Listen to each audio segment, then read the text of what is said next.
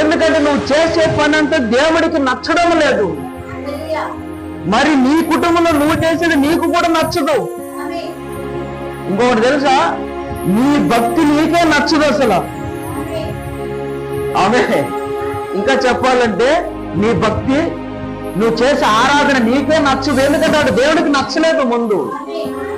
ఎట్ట మాస్టర్ గారు అంటావు అలా, నువ్వు దేవుణ్ణి ఇష్టం లేకుండా వచ్చి ప్రార్థన చేస్తా ఉండు, నీ ఆత్మ ఏమంటుందో, ఎందుక దొంగ ప్రార్థన, నీ ఆత్మ ఏమంటుంటది, నీ ఆత్మే నిన్ను ద్వేషిస్తాడు. ఆ ఆత్మ ఏంది, దేవుడు అయినా నీ గురించి నాకు తెలియదా, ఎందుక దొంగ ప్రార్థన ఇక్కడ చేస్తున్నావు నువ్వు, ఇక్కడేమో భక్తి కొంటావు, బయటకు పోతే కదా నీ పని, నీ ఆత్మ అంటా ఉంటది.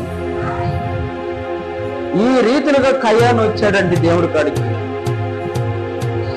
హల్లెలూయా. చూడండి, ముగిస్తున్నాను.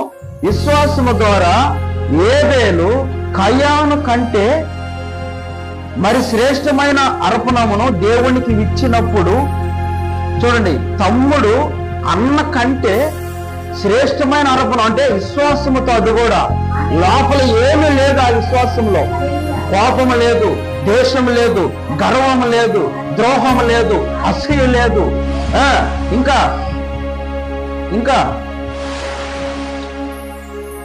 పైకి భక్తిగా లేదు. హల్లెలూయా. అన్ని కరెక్ట్ గా ఉన్నాడు, విశ్వాసములు ఏమీ లేదు, ఒక్క విశ్వాసం మాత్రమే ఉన్నాడు.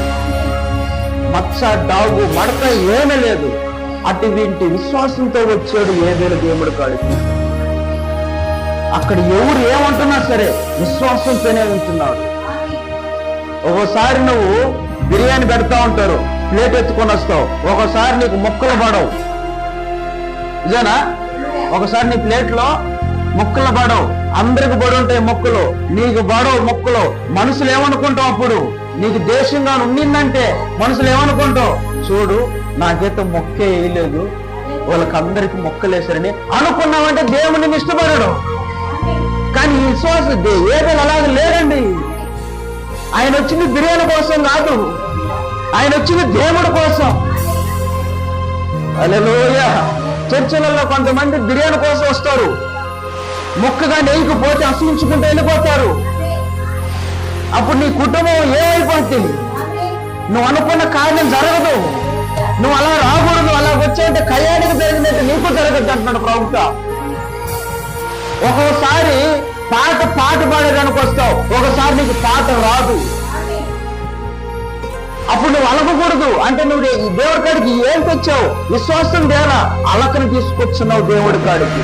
అక్కడ పాట లేదానికి అలిగి వెళ్ళిపోతావు. అంటే అప్పుడు అలిగి వెళ్ళిపోతే నీకు ఏమొస్తుంది, నీ వెనకన్నే దేవుడి ప్రేమ వస్తున్నదా? లేదు, నీ అలక నీతో కూడా వస్తుంది. నీ కుటుంబంలో నువ్వు ఎవరినేమన్నా సరే వాళ్ళు కూడా నేను అలగతా ఉంటారు. హల్లెలూయా. ఈ విధంగా కయ్యాను వచ్చాడంటే దేవుడి కాడికి. అందుకే దేవుడు అర్పణని, కయ్యాను అర్పణ దేవుడు తీసుకోలేదు. చూడు ఎన్ని ఉన్నాయో కయ్యాన్లో లోపల. అందుకని ఏబేలు ఏం చేశాడు, కయ్యాను కంటే మరి శ్రేష్టమైన అర్పణాన్ని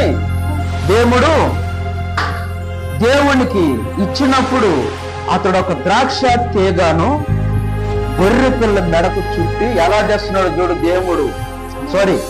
ఏబేలు దేవుడి కాడికి అర్పణాన్ని ఎలా తెస్తున్నాడు చూడు, గొర్రెని ఎలా తెస్తున్నాడు తెలిసిన, ద్రాక్ష తీగ ఉన్నది కదా, ద్రాక్ష తీగ గొర్రె మెడకు కట్టి ద్రాక్ష తీగతో లాక్కొని వస్తున్నాడు ఏబేలు.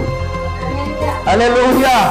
దేవుడి కాడికి ఆమె ద్రాక్ష తీగను తీసుకొని, ద్రాక్ష తీగను గొర్రె పిల్ల మెడ చుట్టూ కట్టి, గొర్రె మెడ చుట్టూ కట్టి బండ వరకు, బండ మీద ఉన్నది సిలువ ఉన్నదా, అదే నా వర్తమానం. కల్లవరి పై ఆ రోజు అంటే కల్లవరి అంటే బండ, దాని మీద సిలువ ఉన్నది, అక్కడికి తెస్తున్నాడు అర్పణం. హల్లెలూయా. అక్కడ నేనంటాను గొర్రె పిల్లని, నేను అనుకున్నా నాకు తెచ్చింది గొర్రె పిల్ల కాదు, ఆయన విశ్వాసాన్ని తీసుకొస్తున్నాడు దేవుడి కాడికి. అక్కడ సూపులకి గొర్రె పిల్లలు ఉన్నది, కానీ గొర్రె పిల్లని చూడొద్దు. నువ్వు వచ్చేటప్పుడు నువ్వు అర్పణం చేస్తుంటావు, ఈ అర్పణం చూడొద్దు. నువ్వు వచ్చేటప్పుడు కానుక తెస్తావు దేవుడి కాడికి, ఈ కానుకను చూడొద్దు. నువ్వు వచ్చేటప్పుడు దేవుడి కాడికి ఏదో వస్తువు తెస్తావు, ఆ వస్తువు మీద మనసు పెట్టకూడదు. నీ మనసు అంతా, నీ విశ్వాసం అంతా దేవుడి మీదనే ఉండాలి. నేను ఈ రోజు కానుక ఎత్తుకెళ్తున్నాను, నన్ను పాస్టర్ బాగా ప్రేమిస్తాడు, దేవుడు నన్ను బాగా విశ్వాసం. నో, నువ్వు అలాగే రాకూడదు దేవుడి కాడికి. నువ్వు దేవుడి కాడికి రావాలంటే నువ్వు తెచ్చిన దాని మీద నువ్వు ఇష్టపడకూడదు. నువ్వు ఏదైతే తెస్తున్నావు దాని మీద మనసు పెట్టకూడదు. నీ మనసు అంతా దేవుడి మీదనే ఉండాలి, నీ చూపు అంతా దేవుడి మీదనే ఉండాలి, నీ యొక్క ఆలోచన అంతా దేవుడి మీదనే ఉండాలి.